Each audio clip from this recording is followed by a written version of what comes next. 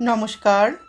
আজকে আমরা শুনব শ্রী শ্রী সারদা মায়ের অমৃত কথা। মায়ের সংঘ জননী রূপের বিভিন্ন ঘটনার কথা আমরা এখানে শুনব।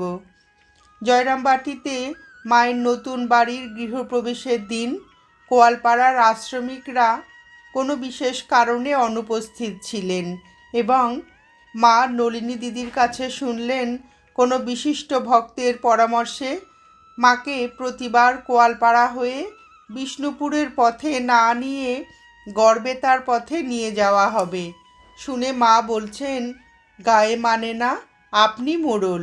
কোয়ালপাড়ার ছেলেরা আমার জন্য, ভক্ত ছেলেদের জন্য সেখানে ঘাটিটি করে আগলে বসে আছে।